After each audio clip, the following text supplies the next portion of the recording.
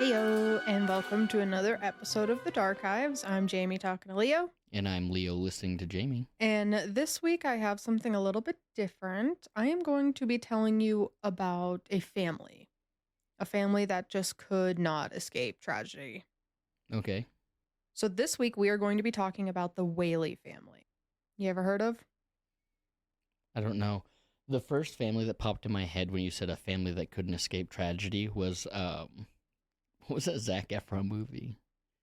Zac Efron movie. Where he was like a wrestler. Oh, yeah. No, not that one. Lip was in it. Zac Efron was in it. Yeah. I don't know that guy's name. I just know him as Lip from Shameless. Jeremy White.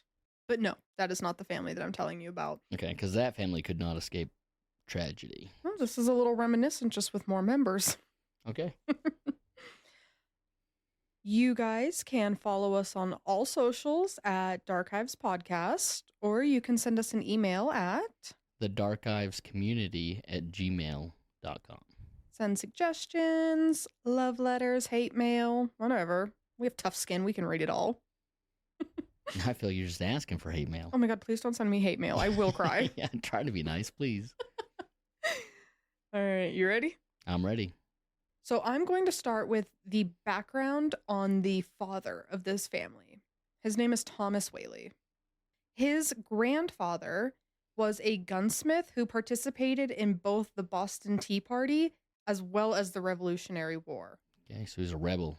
He sounded kind of fun. He received honors from Washington for carrying a message through enemy lines, which prevented a whole army troop from getting ambushed. And he also lent the use of his home to General George Washington. All right, so this guy is a badass in the Revolutionary War. His son carried on the gunsmith family tradition and served in the War of 1812. He was actually sent to D.C. the day the British burnt the White House to the ground. Pretty wild, like how in history this family is. Yeah. He set up a business with his wife's family called Pye and Whaley, which manufactured locks and hardware. So that's granddad, dad. His mom bought pieces of land in New York and was kind of earning her own wealth via real estate. And she bought a piece of land that was called Sheep's Meadows, or as we know it today, Central Park. Oh, okay. Yeah, this family is all over the place. Yeah. So our man, Thomas Whaley, was born October 5th of 1823 in Brooklyn, New York. He was the 7th out of 10 children. Which, oh my God, kill me. Everybody was popping kids out back in the day. They had to populate a country. They also had to have like backups.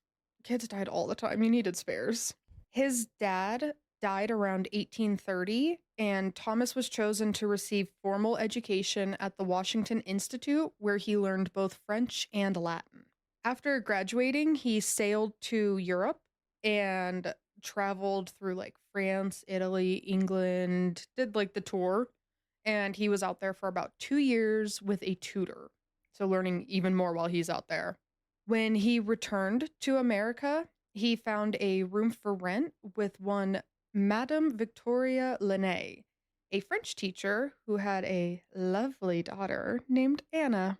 She attended the prestigious Mrs. Green's School for Young Ladies on Fifth Avenue, where she learned to play piano, guitar, and melodeon, which was like an early American reed organ. She was super French and didn't speak any English until she was 8 years old. And the first letter that she ever wrote in English was to Thomas. All right, so Thomas is a very well-educated man, and Anna is very musically inclined. All that background to say they're both brought up pretty well. Let's get into what their life was like before the tragedies that are going to unfold. In December of 1848, Thomas was sitting at his desk reading the New York Herald when he had read that a tea caddy of gold nuggets had been delivered to President Polk, establishing the first concrete evidence of gold from California. A newly proposed line of government steamships to California caught the interest of a man named George Wardle, who offered Whaley a chance to come with him to California, a partnership in a new firm, and he was going to pay for the way. Okay, is Tom a lawyer?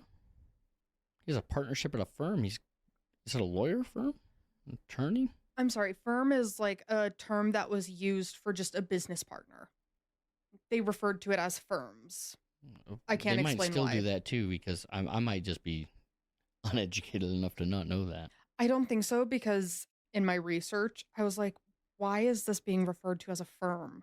But that's just what they referred to as like a business Okay, so Tom has business opportunities in out California. in California. Yes.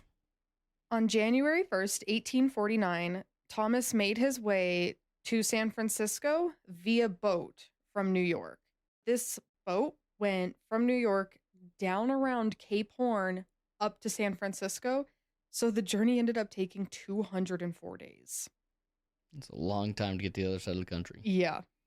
Once there in San Francisco, around July of 1849, he set up a store with Wardle that sold locks and hardware from the family business back east that his dad had set up.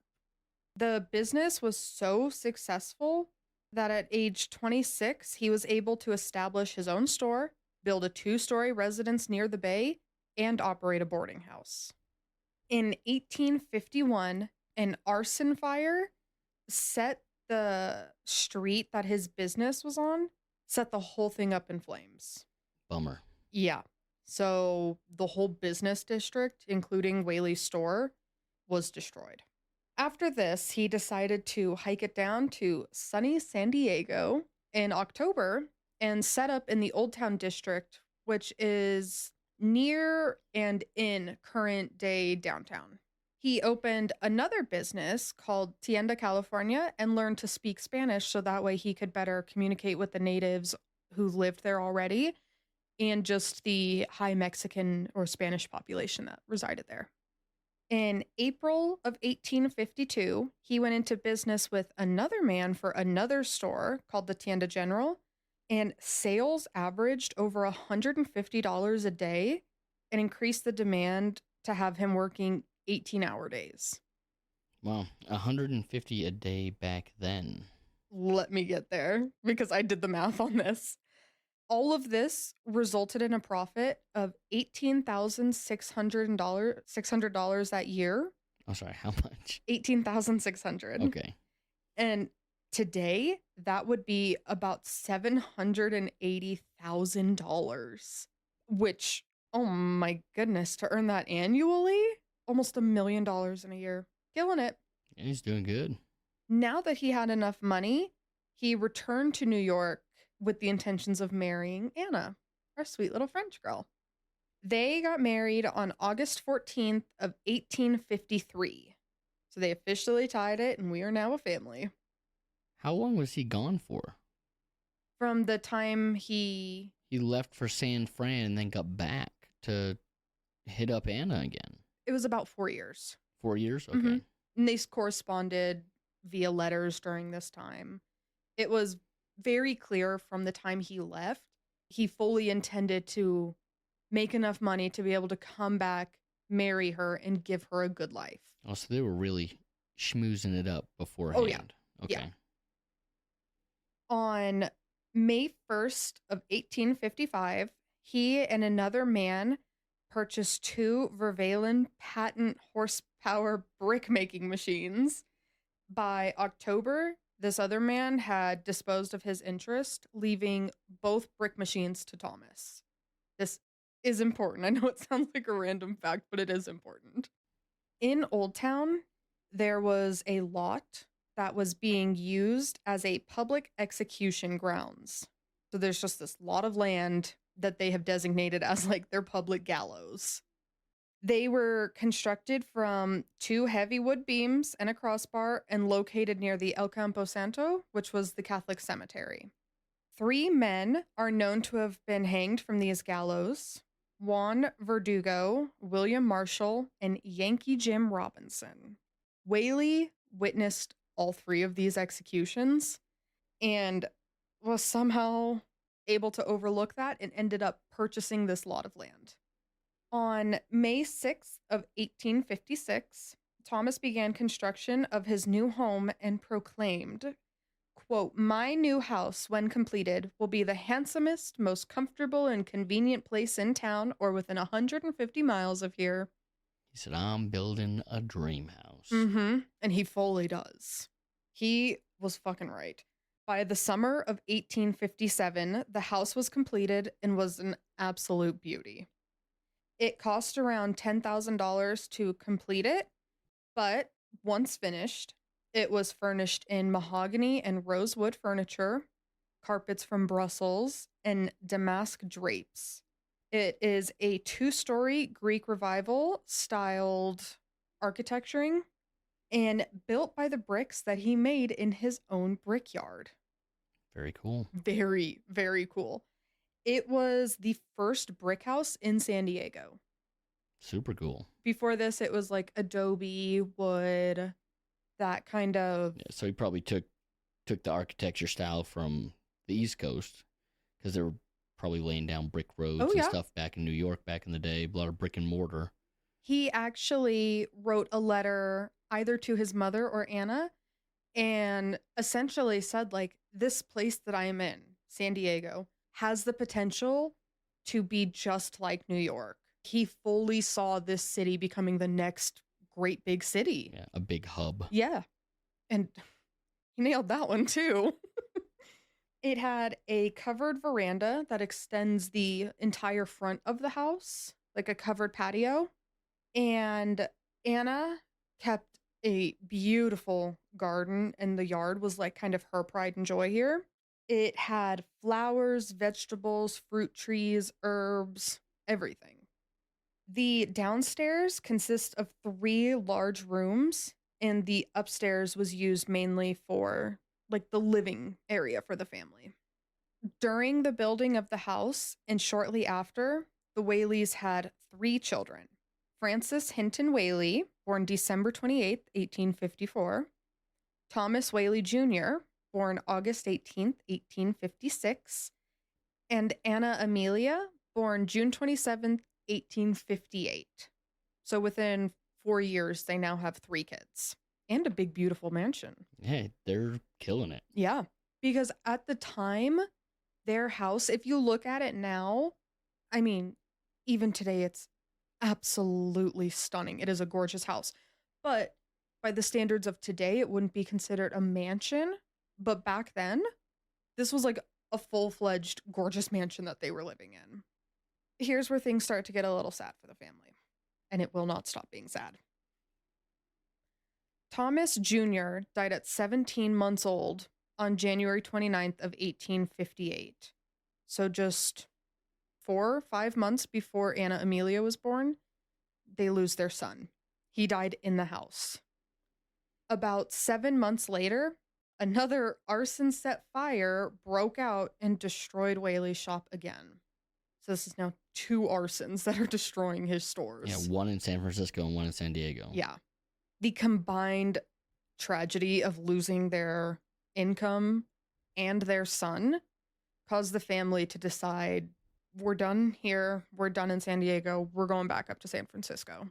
In 1859, the family returned to San Fran and while there, they had 3 more children. George Hay Ringgold, born November 5th, 1860.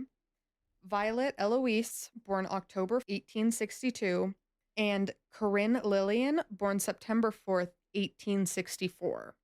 So again, within another 4-year span, they have 3 more kids. During this time, Thomas actually did like a pretty cool thing. He did a brief stint up in Sitka before it was a state. He was just in the Alaskan Territory. And while there, he was the one to raise the American flag and was elected as the councilman of Sitka. Thomas is really quite the guy. This family has been pretty cool, but Thomas is building things everywhere. Yes, yeah, anywhere he goes.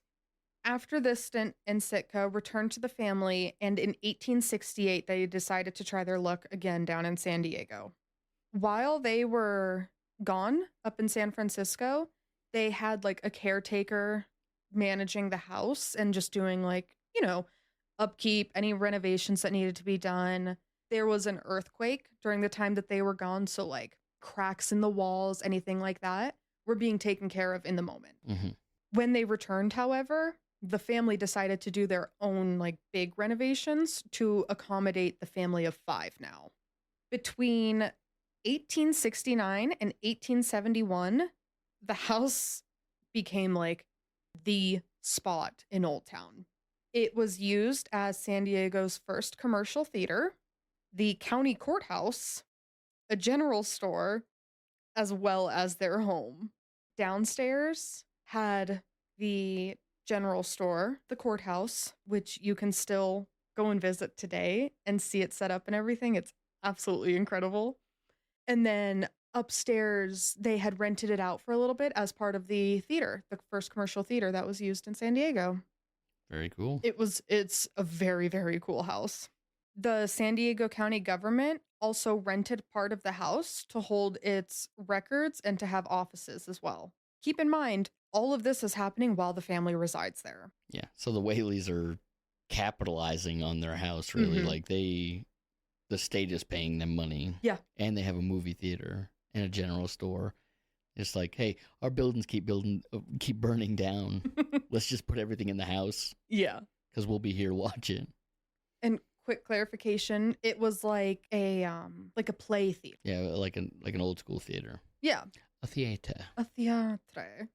During this time, there was a bit of squabbling between Old Town and New Town. There was like threats of war. It was a whole thing that I didn't need to get fully into for this episode.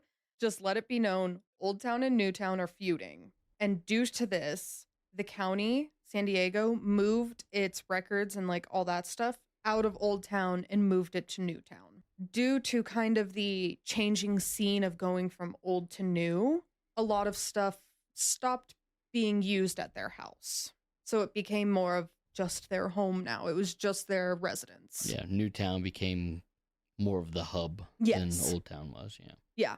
So now the house is just used for them. In 1873, Thomas had to return to New York to settle his father's estate, and it was rough. He and his siblings, Thomas and his siblings, ended up having to sue their mother for the inheritance. The inheritance was supposed to be given to the children once the youngest one had turned 5, and that was like decades ago. So it's just this long, drawn-out court case that Thomas is embroiled in. And due to the like financial strain of this, he ended up being stuck in New York for 5 years. While Anna's back in... Yes, Anna and the whole family are She's back in San Diego. Yes. Thomas himself is like stuck out in New York. By the time he returns in 1879, he hardly recognized his town and his family. His children had, grown 5-6 years. Kids are growing quick, Yeah, kids are becoming teenagers. Yes, and teenagers are becoming adults. Most people by this point had left Old Town and had moved to New Town. So New Town was like officially the it city. On January 5th of 1882, Violet and sister Anna actually had a double wedding. Violet, however, married a dud. This is kids, Violet and Yes. Anna. Yeah. Not older Anna. This is Nope, sorry, Anna Jr. little Anna. Little Anna. Little Anna and Violet had a double wedding. Violet married a fucking dud. Varying reports, but the general consensus is she married a con artist who only married her in the hopes of getting a large dowry. Because daddy's out there making moves. Because they're living in a mansion, the first brick house. All that to say, they ended up separating. He left her, which, off topic, but can I say how ridiculous the idea of a dowry is? They used to be quite popular back in the day. I know, but it's insane. It's crazy to me. I'm going to pay you to marry my kid? I think it was more of a father's or family's way to help ensure that their daughter would be provided for. I know. I think that's probably the thought process behind it. It just seems Like, this kind of situation would happen a lot. I'm marrying you because you're rich and I'm going to get a nice payout. Yeah, or I mean, I think the dowries were like that, and also dowries could have been to entice someone into marrying them to elevate their status. Say, hey, you're a big fancy guy over here, and maybe I can give you a dowry and consider marrying my daughter, and we merge these two families and elevate our statuses together. The whole concept is just icky to me. I hear what you're saying, but either way, Violet and this man don't work out. She was so distraught by this failed marriage. 3 years later, she took her father's .32 caliber revolver, went to the family outhouse, and shot herself in the heart. Rough. Thomas heard this, ran outside, carried her inside, and she died there in the kitchen. That's pretty rough. That's fucking tragic. Marking 2 Whaley children to die inside this home. Oop, and that's my bad. She died in the back parlor, not the kitchen. Sorry. She was only 22 years old when this happened. So, I mean, life is just started. After this, the family moved again, this time following the rest of the city, and they moved to Newtown. Time to change. Yeah, we need something new, but We need a new town. we need a new town. Lame. Cutting that out. I know.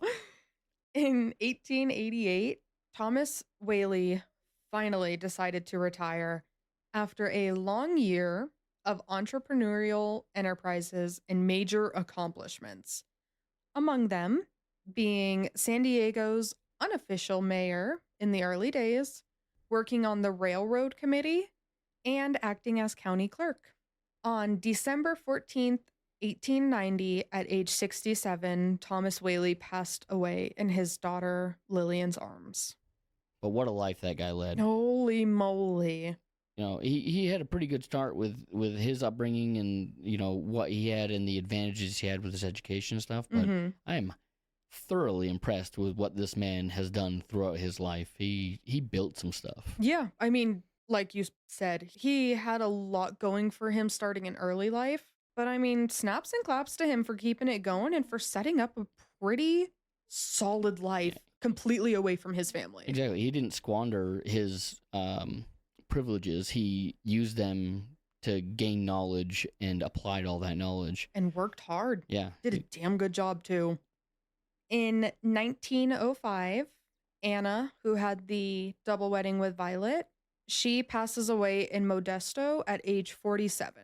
In 1909, oldest son Francis, who goes by Frank, moved back in to his old house, the San Diego brick house, and began restoring it at the same time that the railroad was constructed, like passing right in front of the house. While living there, he turned it into a tourist attraction by converting the old courthouse into one of San Diego's earliest museums. Okay, cool. In 1912, Mom Anna and siblings George and Corinne Lillian, who goes by Lillian, returned to live in the house with him. In February of 1913, Anna Whaley dies in the home at age 81, and Frank dies the following year in 1914. George died in 1928, but I couldn't find like why or where, other than I know he died in San Diego. So he must have kept like a pretty low-key life after everything. Corinne Lillian remained in the home and passed away in September of 1953 at a rest home in Lemon Grove, which is like a suburb of San Diego. So that's the whole family down. That's the whole family down. With the passing of Mom Anna and Frank both in the house, that marks 4 Whaleys dead in that house. It was Frank and Lillian's wish that the house would be one day preserved and used as a museum. And in 1956, the house was put up for sale and scheduled for demolition to make way for a gas station, which is tragic. Destroying this gorgeous, like, historical house for all the first that it was, and they're going to put a gas station there. Blech. But concerned citizens convinced the county to buy, restore, and open the home to the public once again. Very cool. Super cool. In May of 1960, the Whaley House Museum was officially opened and continues serving as a window to the past in San Diego to this day. This is another place that I have been lucky enough to visit, just like Pennhurst. The Whaley House is just stunning. It is absolutely incredible and 100% worth a visit. It's fantastic. Yeah, I bet it's pretty cool. Is it restored to have the courthouse and all that in it? So Yep. they re-implemented all that. Yep, the courthouse, the theater. You can see like what the general store would have looked like, the bedrooms, the furniture is in there and everything. And then they just have a half plexiglass wall so you can see into the bedrooms and everything. You just can't enter into them. Pretty cool. It's amazing. So I'm gonna get into something you might not like. But it's a big part of the history of the house, so we gotta do it. This house is largely considered to be America's most haunted house, with reports of Yankee Jim haunting the family as far back as when the Whaleys first moved into this home. Thomas Whaley went into the San Diego Tribune saying that he heard heavy footsteps throughout the house at night, and he believed it to be the ghost of Yankee Jim. The house, I don't believe it. I know you don't. I know you don't, but that's a big reason of why this is still so popular in today's society, is because of the reportings of hauntings now. And then as a disclaimer for the audience, Jamie loves paranormal. I tried not to like make this whole thing paranormal centric. And I am okay with the idea of it, but I don't believe in it. I'm very much a show me and I'll believe. Yeah. I haven't seen anything. I've heard a lot of stories. I've told you a lot of stories. And I think a lot of them are silly. So yeah, I try to keep Jamie rooted in the facts of the stories, but... Hey, it's a fact that Thomas Whaley believed he was being haunted. I concede. Tell your paranormal activity. I'm not going to get too crazy in depth in it.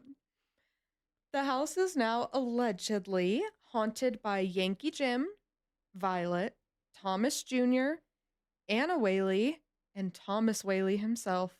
There is another tale that gets thrown around about the Whaley house, though, and I loathe to say this after you literally just told me to stay rooted in fact, but there is a very popular tale about a neighbor girl named Annabelle Washburn who had been running around when she got caught on a clothesline and it ended up strangling her. Wait, is this true or is this just a story? It's a story, but I'm telling it anyway, and you can't stop me. She was brought into the kitchen of the Whaley home and died there shortly after. Yeah, she was probably strangled to death by little Thomas Jr. His spirit. Yeah. His spirit. Die where I died. It's all made up and fake. That one might be. But Regis Philbin. We all know Regis Philbin. Who wants to be a millionaire? He stayed the night there in the home and has reported that he believes he has had a paranormal experience there. Yeah, I don't know if I trust Regis either. Well, do you trust me? Because I have had an experience there. I believe you've had an experience there. And I'm fine with that. Yeah, I believe that you believe. I believe Regis believes. And you know what? That's fine. But a lot of people... See, the thing I don't get about paranormal is a lot of people say, a lot of people that believe, they go, yeah, you have to open yourself up to it. And that's when it comes in. So if you believe, the more you know, the more activity you'll see. And I'm like, I've heard a lot of stories. I don't believe shit. Nothing's happened around me. Well, maybe it's because you haven't opened yourself up to it. You know? You're so closed off, the spirits couldn't get you if they wanted to. I've gone creeping around in, like, quote-unquote haunted places. And I've scared myself in those places, too. but usually it's because there's other people running around there and you can hear footsteps and stuff like that, and they're real. It's real people. Are you sure? Yeah, I've seen flashlights turn on at me and stuff like that, sneaking into places I wasn't supposed to be. Maybe it was ghostly flashlights. Have you considered? I think it was probably a security guard or somebody maintaining the grounds in these places that I was going. I bet it was a long dead soldier. I don't think so. All right, I concede. But that is the sad story of kind of a high start for the Whaley family and a lot of sad stuff happening downway. Yeah, I mean, Thomas was a legend. Yeah, super cool man. I mean, his parents had a great base and very cool stuff. I mean, with the Revolutionary War and everything. Just like, a fun history. Yeah, Grandpa was cool. Yeah. And then Dad was just a builder. Mm-hmm. He built every opportunity he could. He built. Yeah. Even with all the good and just the accomplishments of Thomas, it is sad. 2 arsons, 2 children dying before you. I don't know. It's a sad story to me. Yeah, it's definitely a swift. It's not swift because it lasts a while, but it's quite the dive from the highs that was Thomas Senior's life. Thomas Senior very much had very high highs and very low lows. And the lows just kept kicking. Yeah. Hope you guys learned something new today, though. Join us next week as we uncover another Darkive together. Thanks for listening, guys. We'll see you. Bye-bye.